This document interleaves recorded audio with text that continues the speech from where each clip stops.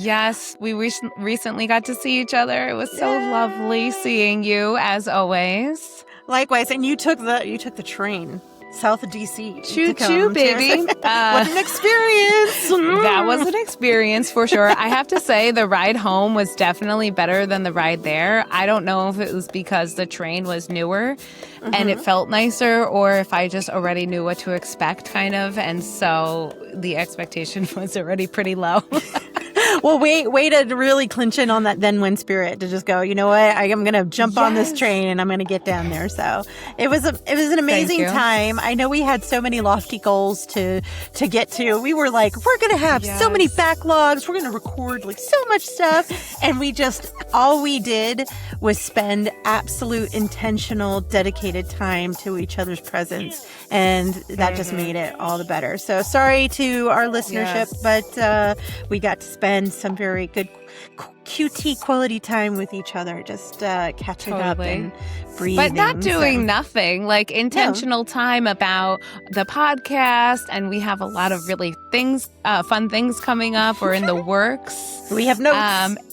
We have notes. I mean, really, it was a lot of good, like, productive behind the scenes time. But I was definitely hoping to record. But that's the thing that happens with us, right? Like, I feel like I always go in with like the most robust intentions, and then our time together is like, actually, this is what it's going to look like. And both are totally beautiful. So yes, they are.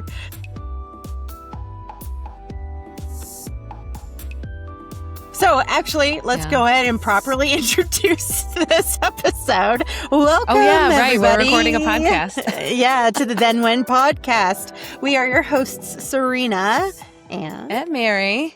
Yay!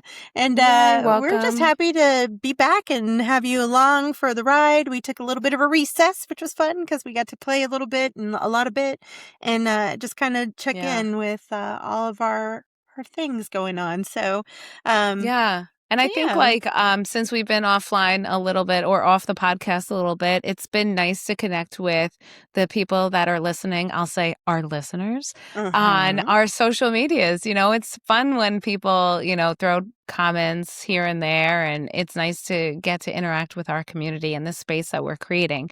So thank you guys so much for sharing your thoughts with us, and continue to do so. We have Discord, we have all the comments and chats in our socials, so feel free to hit us up there. It's just nice to hear people's good news stories. I mean, the then whens that are coming out there are really beautiful, and so I love that this is a space where people are, connecting with what we're saying, and then going out there and choosing themselves and their passions to explore and be curious about. Yeah, and there's some level of magnetism to it as well. So, and when I'm talking about that, I'm talking about Magnet Mary over there with her amazing ability to make new friends wherever she goes. And we're really excited about the fact that an eye roll?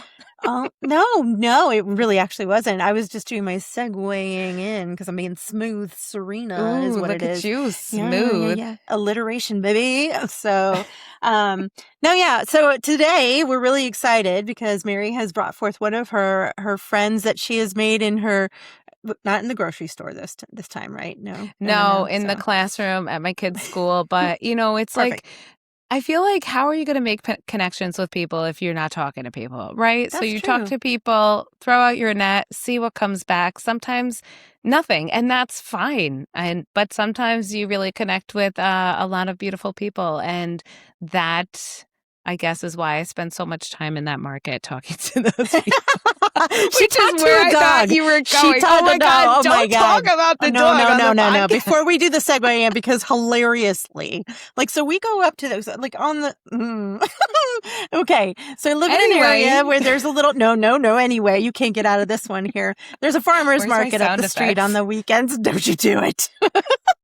But there's a farmer's market on the weekends, and there's a coffee shop, and it's usually like really busy because it's right next to the farmer's market. But we were all really drudgy, and we were like, we need some coffee before we go to this market, right? And so we're standing in line, and it's a long line. And I was just like, this line's so long. I'm going to go and say hi to our friend who works at Lisa. She was on our podcast. She works at Lisa. Shout out to Lisa. Yay, at the History Museum. And so I went to go say hi to her, see how she was doing.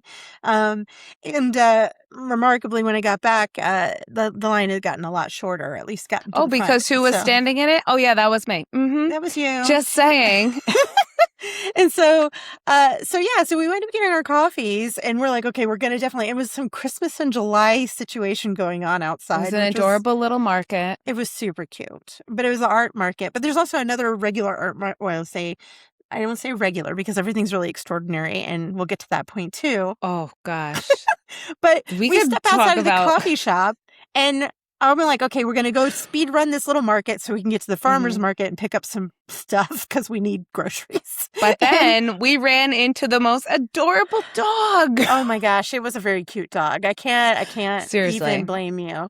This was a cockapoo or something like that. It was really cute. It was a cockapoo, which I was thinking about getting at some point before we adopted our current dog. And so I was just chatting with the people. I didn't realize we were on a timeline. It was about 30 minutes later.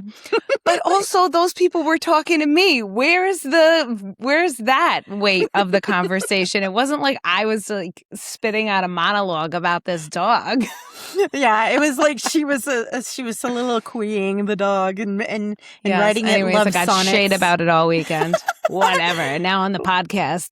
No, man. And then we went to the little market, and every single stall, there was probably a dozen stalls, and every stall, Mary probably had a 20-minute conversation. Not every stall, people. Okay. It was I was putting out my little sparkler feelers, and some people were like, great. And some people were like, oh my gosh, I love you guys. You're adorable. And then we started talking about the podcast. So we have so many people to bring on the podcast to talk about their then when. But that's like the artist spirit. So of course we found all of our people at the artist market. Yeah, we went were to the talking artist to market them forever. And I love even kind of this whole analogy or allegory, if you will, is like we're going through the art market, and we're just loving all the art, and we're just supping with our eyes of feasting for all the art. We get to the market, the food market, and it's closing down, and we basically rush to the ones that are still like packing up, and we're like, can we buy what you have? Can we have these tomatoes? And they're like, yeah, sure, why not? So, but yeah. For all of that, we got 2 minutes of the farmer's market before everybody I think we went to that artist market after the farmer's market was closed, though. That's true, but we went to the little Christmas in July one before the farmer's market. Way too long. There were so many people to talk to. That adorable old mountain couple that they were sweet carves their puzzle boxes. Guys, hit them up. Link in the description. I will send you their link. They are the most adorable little couple that makes these boxes by hand. Clever. And they're beautiful. Seriously. So of course I had to talk to them too. And the other folks will pull on to the podcast so they can share their wares and their creativity and their love and community with us too. So, but totally, speaking like our guest today, yay, my dear friend. So let's hurry up and bring her on here so everyone can enjoy our wonderful conversation. Yeah.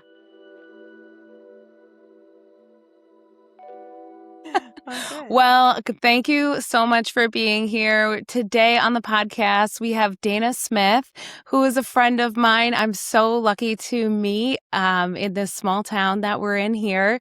Daina is a writer and a producer. Most recently, she's put out a movie called Semolina Pilchard, which I had the honor to see, and it is so great. When it comes out in your theaters, people, go see it. It's one of those great, like, artsy independent movies that honestly I was thinking of days after I saw the whole thing. I'm like, wait a second, oh my gosh, I wonder if this was a part of this. And so it was really just a fun story to run with in my own head after seeing it come out of yours. So everyone, welcome Daina.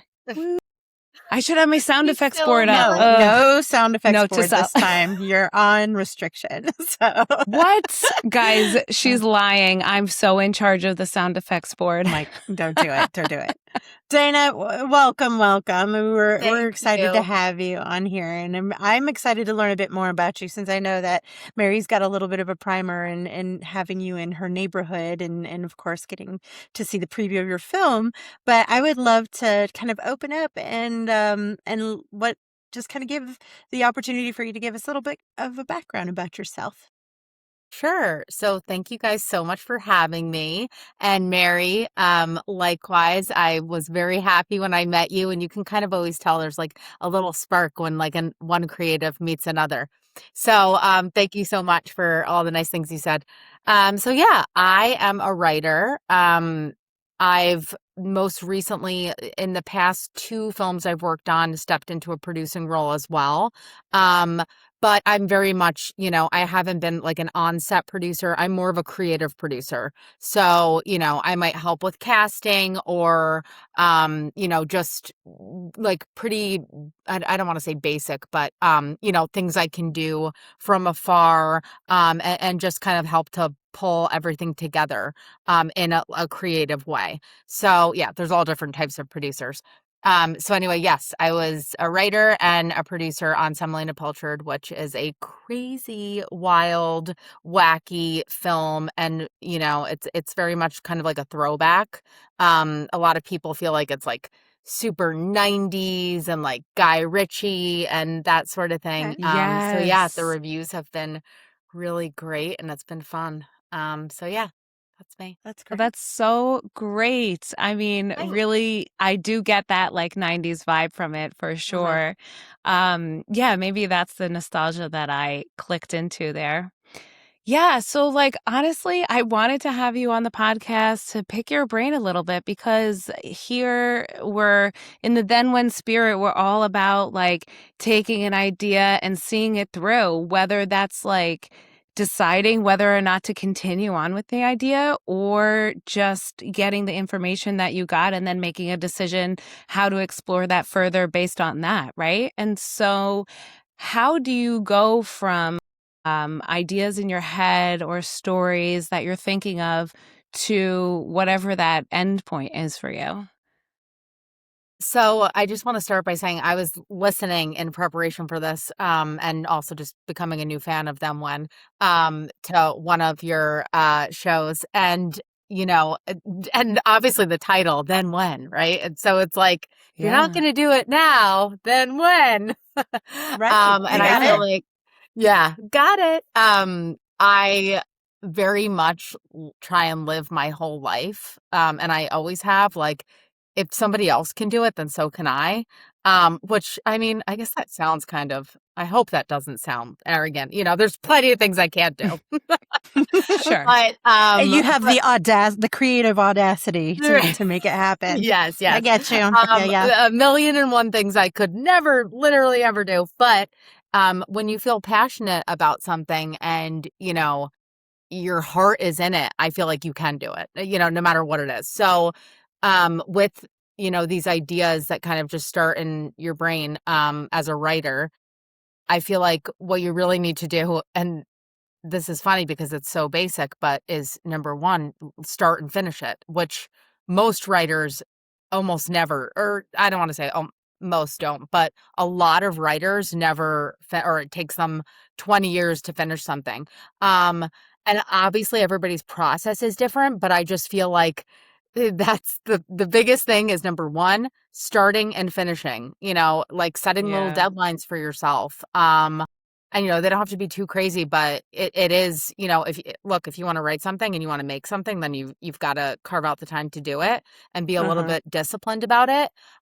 So I've always been like that. And I try and write things faster, because I feel like for me anyway, my process, I tend to like get a lot of momentum. So when I have an idea, I'm like, I've got like the adrenaline, the momentum's there, and I want to use that and I want to carry it into the next phase of the project. So, yep, start, finish, and then finding people that, maybe have done something similar, or, it could be somebody in your town, like join film groups, and you never know. I've made a lot of connections, even just in the Connecticut area. And actually, the first option I ever got, a writing option for a script I wrote, was through a connection at the Ridgefield Playhouse. So yeah, I just Oh, feel like, awesome. yeah, just like I love connection. that place. Props to Ridgefield Playhouse. Yeah, Link in yeah, the love show that place notes. too. Yeah.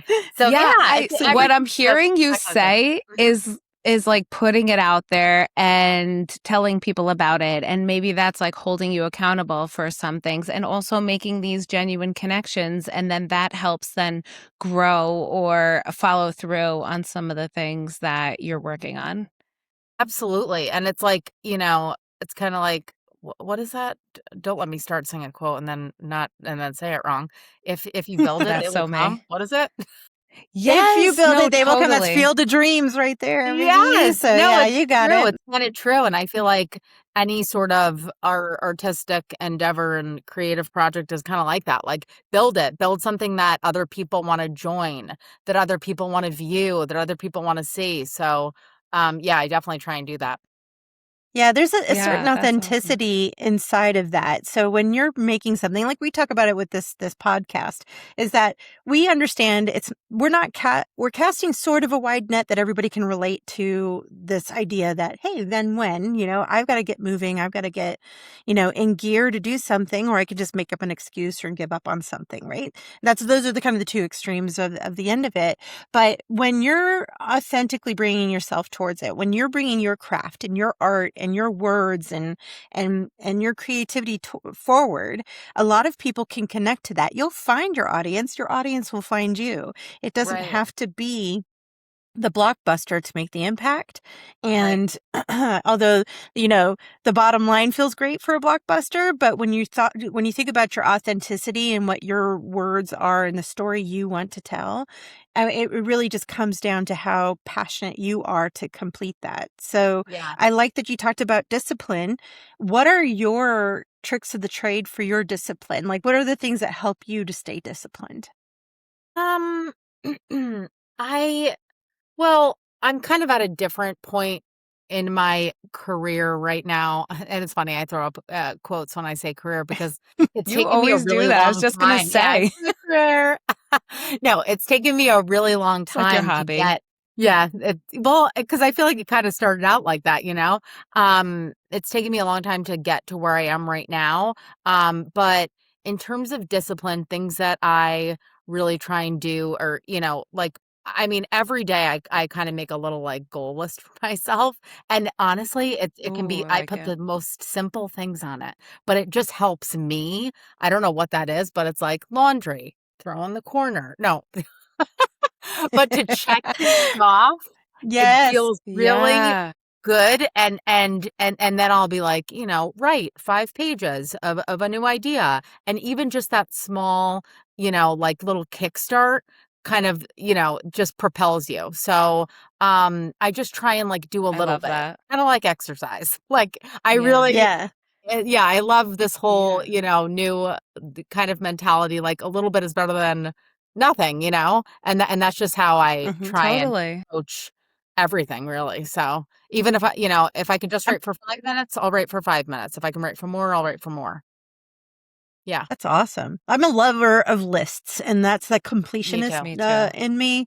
So Yeah, yeah, so I'm yeah, here with you, and yeah, especially for if you sure. rotate through them, and it's not just the same thing every single day. You're like, Oh, okay, then it all doesn't get Yeah. different. monotonous. But Yeah. yeah, Mm-hmm. but I But like Yeah. the difference sometimes between five shower minutes to is on five my pages. list. No, Yeah, because not because yeah. I like need to remember to shower, but honestly, like it's No, something it's I'm something you going to did. do that I would like to cross off my Self-care. list. That is self-care. I love that. Yes. Yeah. hmm No, I literally put Yeah. very simple things on my list and then big things. And it's funny when they're next to each other. Yeah, shower, Mhm. sign option. Do That's you do awesome. them in order or do you do them based off of preference? I think I try and do them in that's a I'll sometimes I will put Guess we'll things on the see. list that I've already done. It's like I'm giving myself a me little too. like, yeah.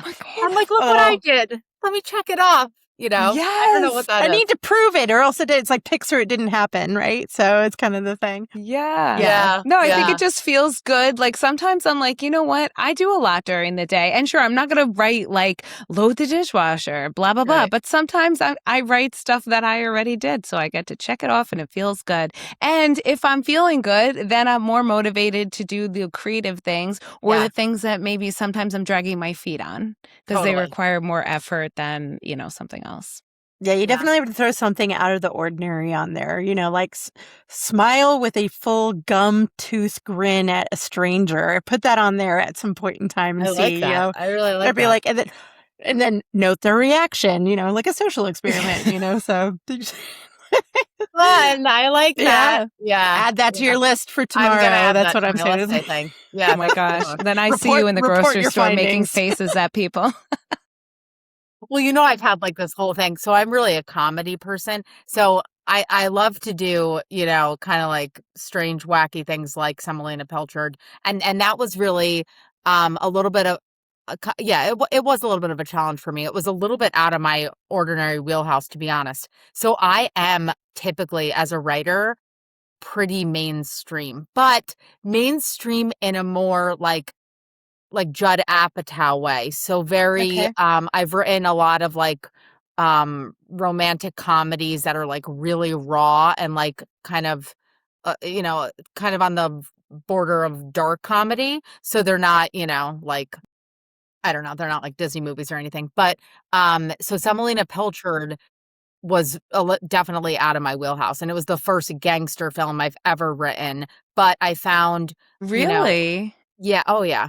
But I found like the things that intimidated me about starting on that ended up just like not even being a thing because at the end of the day, it was about real people. Like, the story was about, just real characters and they're real people, just like, in a rom-com or anything. So yeah, you weren't really having it designed to a caricature of a person. It was actually a person in that space, essentially, is what you're saying? Okay. All right. Yeah, or like, I guess I was just like, I can't write a gangster film. I don't know anything about being a gangster, What kind of research did you have to do? Apparently. Yeah, or cocaine. You put that in your eye, right? Like and what was that? Did you put that in your eye, right? That's how you take it? I don't know. Just kidding. So no, it was funny. Mary's at the Q&A, my parents are in the audience and all these people, and this is actually true. And honestly, I could care less what people do, on their own time. But it's truly true. I've never done a single drug in my life except for smoke marijuana ever. I just, I don't know. I just never had the urge. And what was that? I said, you heard it here first, guys. We got it's true. The TMZ. And everyone I know that knows me knows this. But, and people will joke like, well, of course you don't need cocaine because you're crazy, I've always just been like, I would say active imagination. Hello. Yeah, exactly. Let's reframe that. But yeah, at the Q&A, I kind of announced, I was like, by the way, I just want to say I've never done drugs because the movie has a lot of drugs in it. You're like Child of Dare very well. Yeah, Child of Dare. That was good. I still have my Dare t-shirt. Oh, man. Yeah. Mm-hmm. Yeah. But anyway, it did our generation good. Oh, yeah, but so it sounded like you were intimidated by something, but then you kind of just realized that it was still kind of within your wheelhouse at its core. Absolutely, because it was about people. And, I feel like I get people. So that's how I approached it. I was like, hold on. It doesn't matter, like what the genre is. Let's just get like down to the root of, the people and the relationships and that sort of thing. And it worked out great. Yeah. Yeah. Yeah, that's awesome. Have you always been attuned or pointed towards writing in film? Or was there a very pivotal moment where you were like, yes, that's where I need to go? So I actually, as a kid, I thought I would act. And at Fordham, I kind of like double majored, well, sort of a triple major, but in acting and film with a concentration on screenwriting. So I always really did want to act and perform. I was in a band. I've always been like, I like the stage. Yeah. So I what thought kind of band? I play guitar. I was in a band with my two brothers. We all play guitar, like a rock band. That's awesome. How cute. Yeah. Did you not ever meet Gavin Rossdale, is what Mary really wants to know. My gosh, Daina, wait, let's put the beacon out there, Daina. She loves Gavin just like I do. Okay. So, Gavin, hit us up. Exactly. See, she knows. Day 499 of me trying to get Gavin Rossdale on this dang podcast. Really? Just well, saying. Now we have Have Daina your people to call my people. Wow. Yeah, let me see what I could do. Listen, if Daina had a connection to Gavin, I think she would have used it by now. I think I would have also. But you know, we can keep trying. Come on. Yeah. We'll keep trying. Listen, then when? If I don't put it out there, you know, the world is not going to know that I want this to happen. So I believe in manifestation. I really do. Truly. No, for real, me too. That will Absolutely. be the pinnacle of this podcast. If we get him on here, I can basically go, we've done all the work that we can accomplish. We'll close up shop after that. Be like, time for the next thing. Too? Serena, do you love him as well? Oh, I definitely, in the heyday of Bush, I was like so enamored. I had nothing on me when I met him except for I know this is the most random thing, and maybe this is the beacon that'll help because he'll be like, that was random. I had this huge silver dollar and I said, could you please sign my silver dollar? And I had a big old G on a silver dollar for the longest time that he signed for me back at Wild. Yeah. So there you go. That is I feel like awesome. you would definitely remember that. You know, Maybe. It was the 90s, so who knows? Wow. I bet he signed some weird stuff. Exactly. I bet so too, that's honestly. probably not the weirdest. A silver dollar was the best you could offer him, Serena. Well, were you not I think wearing he even kind of looked for at him it to sign? I know. Well, I wasn't. I wasn't even thinking about putting sign my body in some space like people usually do. But I was like, and I think he was very perplexed. He goes, "Oh, you just sign your currency here?" It was just like a very weird exchange. So I was like, I don't know, if you're gonna go down in flames having him sign your silver dollar, I guess. But anyway, so wow. Yeah, that was my brush with him. I love that. That's sweet. So I think I was saying, so I've always thought I would act. And then I started studying it in college, and then I sort of chickened out, to be honest. I was like, do I want to have what I thought would be a difficult life? That's honestly. That's a fair. That's a fair assessment. Such wisdom, so young. Yeah, Dang. I thought, and now when I say it, I kind of feel like, oh, what a wimp. Why would you even think that when you're so young? But yeah, I think I was like, do I want to go on auditions, and I'll probably have to be a waitress for a long time, and I of course I was a waitress anyway in college, but I just thought things would be a little more difficult and moving around a lot, and would I settle down? And look at Hollywood relationships, to be honest. Not that what dreams was I going to Hollywood? But no, but this was the thought process. Kevin Rossdale. Yeah. Yeah, right, exactly. And then I was like, what seems safe? Writing. So. But I guess it was sort of with the way I'm saying it now, it sounds so pitiful that I thought it was the safe choice. Not at all. But it was a way for me to still, be creative and expressive. But I was always into writing, even before acting. Always. But Daina, freeze. We're going to do a quick exercise, and is what would you say to that version of yourself now? Oh, you're right. Okay. All right. You're like, no, you know what? You dodged it there. So I'm an extroverted introvert, number one. Mm-hmm. I don't know what you guys are, but I really like my life. And are you guys both as well? Mm-hmm. Yeah, super totally. social, Like but I need my little Same.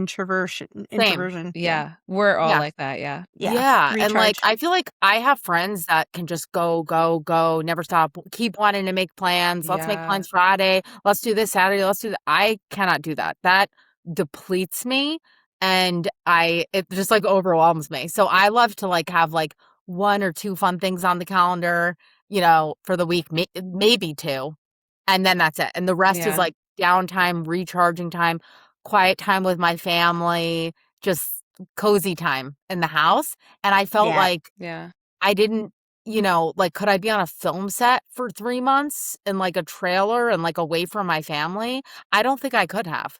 So, yeah, Yeah. so I guess, what I say to the old version of myself is, "I think you knew yourself." Well, that's You great know? That's though. so To be honest. nice. Yeah. Yeah. There's Yeah. Yeah. no regret in that, and I think that's Yeah, no really regret in it, but I mean, it's so amazing. The people that are, like, great actors, I mean, I really admire them, and it's obviously just such a calling, right? Mhm. Yeah. Mhm. Yeah. Until your kids become teenagers and then you're like, "I have to be on set for this. So sorry, guys." Yeah, exactly. Yeah, then I'll be I'm like, just kidding. "Hi." Yeah, once they're in college, Yeah. Oh, well, I need And that's to then go to another this fun writing thing. retreat. Sorry. Yeah, I think there's, like, phases of life, which is so awesome. So, Yeah. Mhm. I'm only just beginning, right? Like, who knows what I'll Yeah, do in my totally. late 40s, 50s, 60s. We'll see. Yeah. Yeah, you never know. And there's so many, things out there that we can pivot from. It sounds Yes, like you also have that creative spirit that we do, where it's kind of like you're not beholden to a box, so to speak. You'll just go wherever that curiosity sends you sometimes. 100%. Yeah, I love, just meeting people and making connections and kinda seeing what creates a spark. Yeah. Yeah. What's the most exciting place that creativity has sent you? What's the most Uh, impactful? Most exciting place. I And guess, it's okay if you haven't gotten there yet.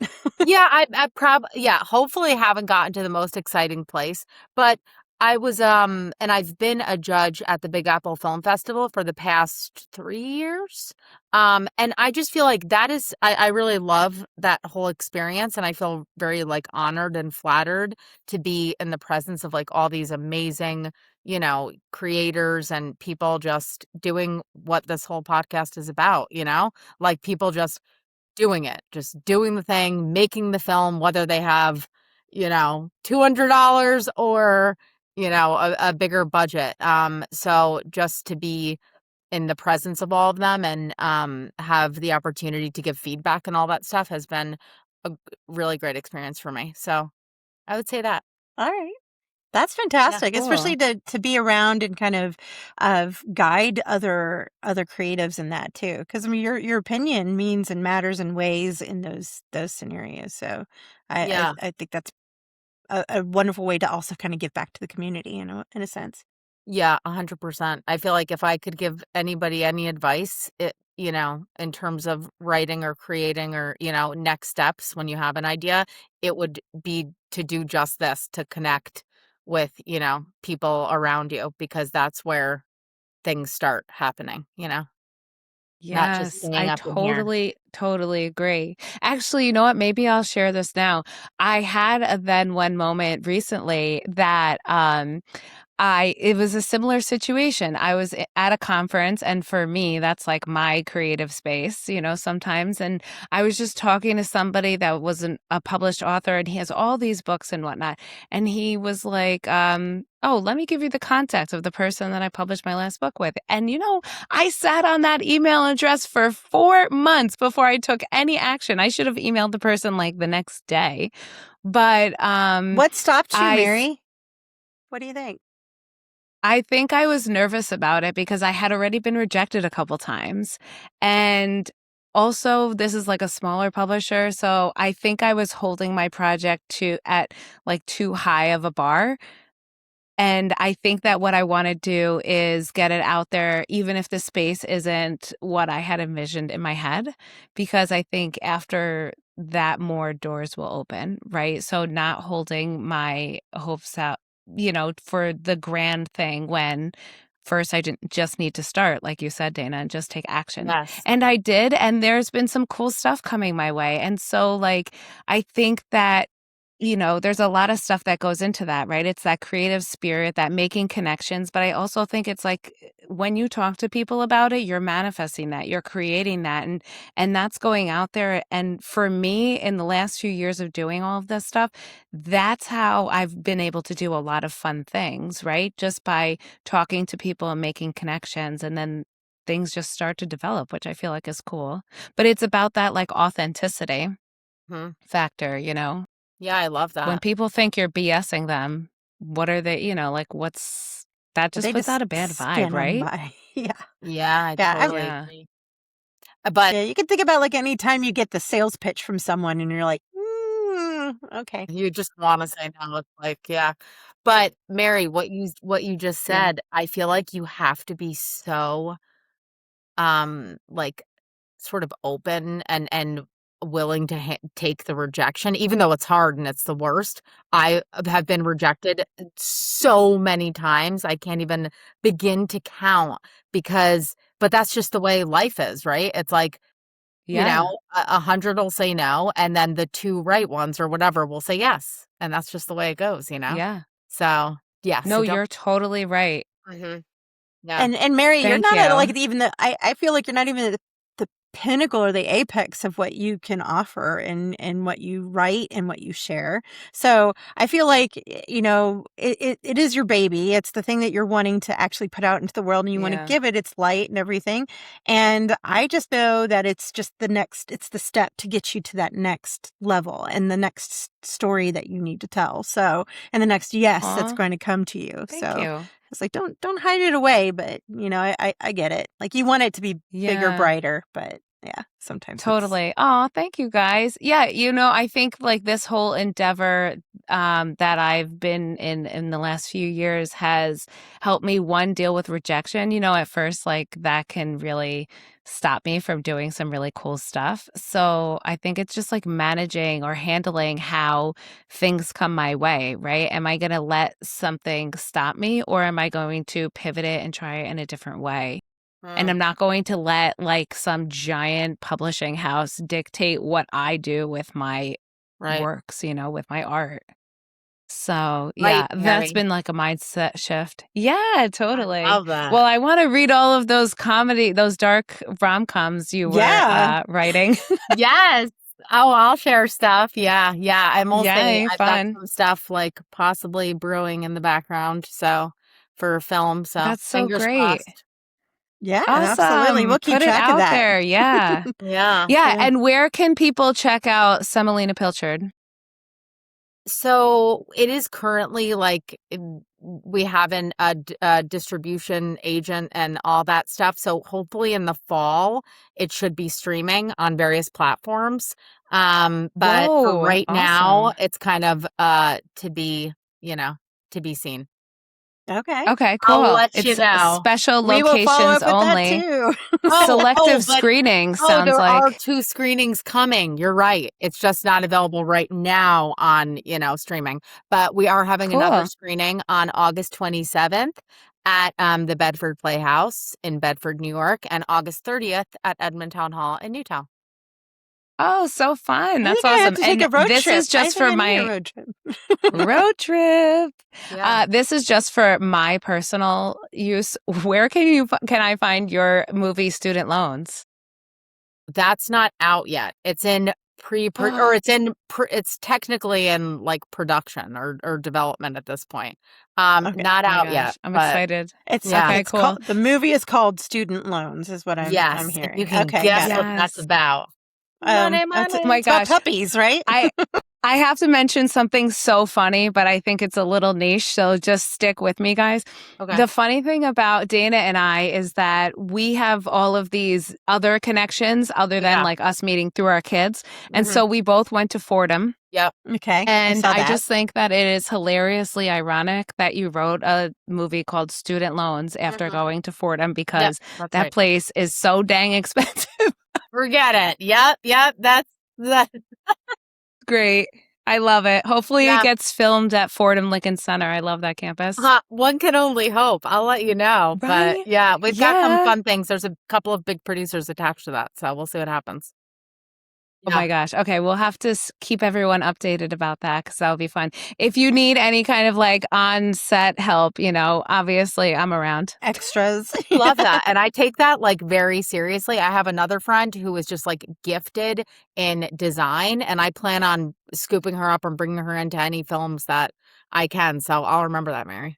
Awesome. Oh, dude, listen, I don't say things that I'm not able to do. So we're manifesting right now, I feel like. We are. Yeah, we are.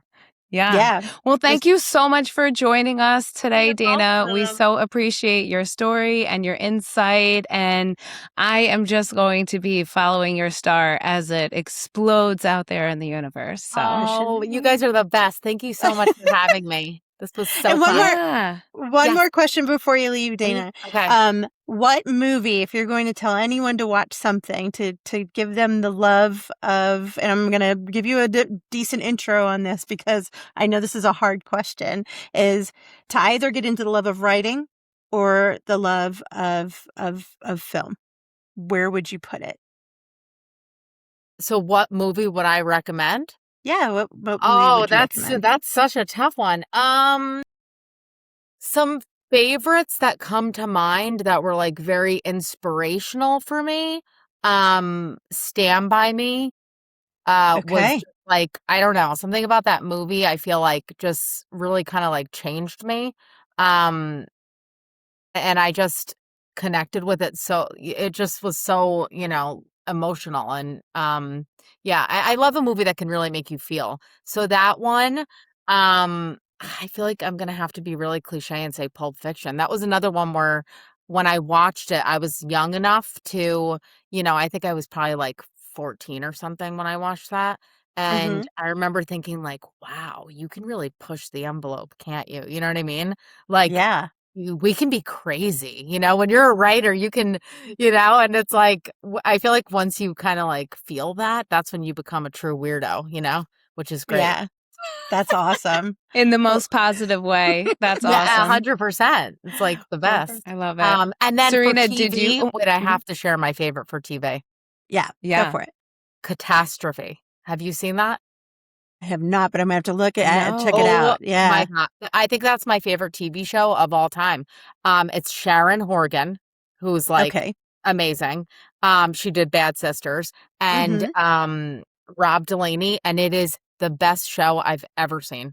Watch we will link it in our show notes for everybody out there to be inspired by. So, but Daina, check it out.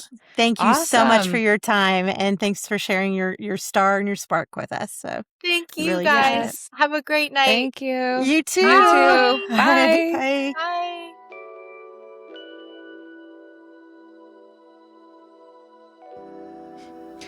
That was such a great conversation, Serena. Yeah, Daina is amazing. I really feel like she kind of knew from the start that she was just destined for the creative spirit of writing and film and such. So that's a big leap, to have that, right? And to Mhm. have that insight so young.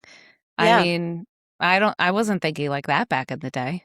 No, I can still hear my grandmother sighing in my head when I said I wanted to be an actress when I was growing up. So she's like, "What do you want to be when you grow up?" I was like, an actress. And I just heard her go, so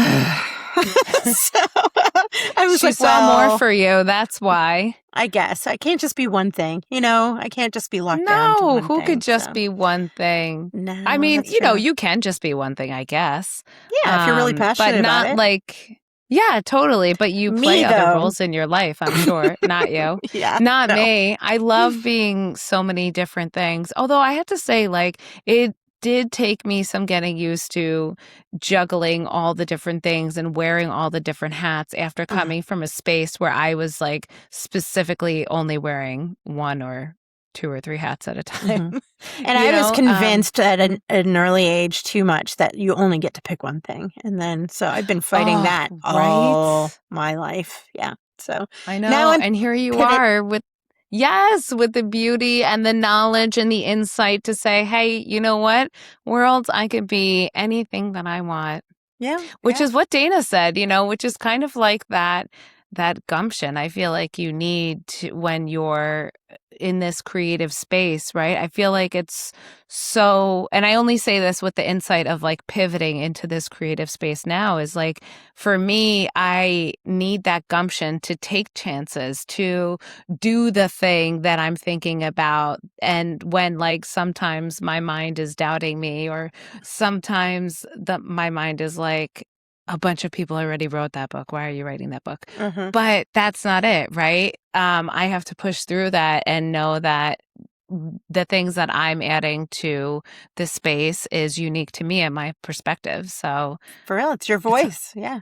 Your Yes, experience. totally. Mm-hmm, So the way you live in your head is so important to the way you live outside of your head too, right? And I think that's something nice that this conversation highlighted too, for me at least.